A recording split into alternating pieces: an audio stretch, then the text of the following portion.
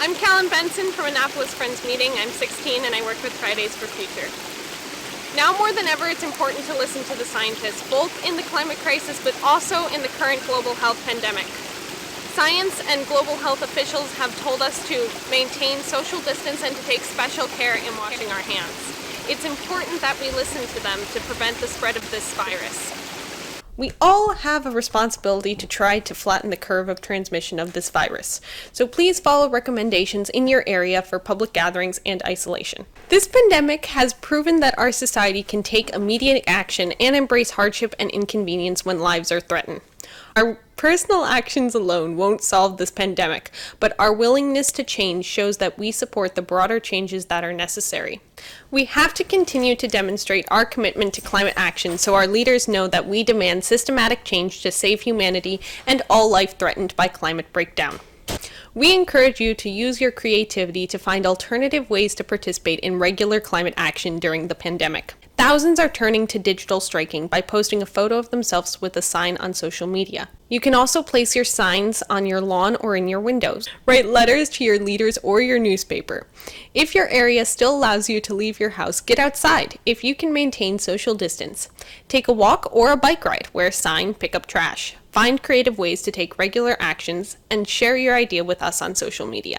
I am really grateful to this community for embracing my activism and inviting me to address friends at annual session, quarterly meeting, and most recently at a climate symposium hosted at Langley Hill by Friends Wilderness Center. Because of the pandemic, most meetings and first day schools are not open, but connecting virtually provides an exciting opportunity to collaborate with Quaker meetings around the country. Eventually, I would love to see every meeting in the country, maybe even the world, taking regular weekly action on the climate breakdown. While governments are taking action to curb the exponential rise in transmission rate of the coronavirus, we continue to increase CO2 emissions, ignoring the exponential rise of average global temperature. Take care to protect yourself and others during this pandemic, but remember, our house is still on fire. We desperately need everyone to sound the alarm until leaders around the world here come together, rush to put it out.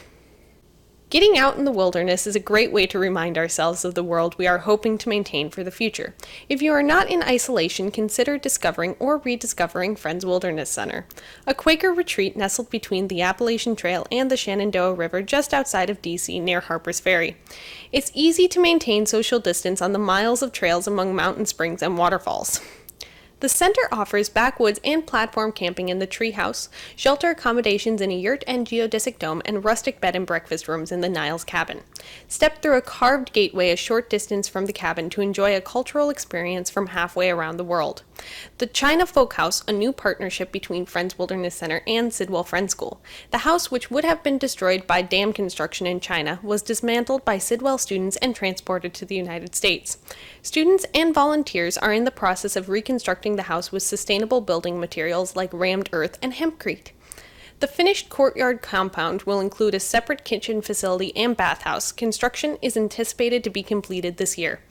Plans are already in development for a full slate of programs to highlight the China Folk House as a center for cultural exchange and education. Even in this crisis, it is an exciting time for Friends Wilderness Center. You can always find light, hope, and joy in nature.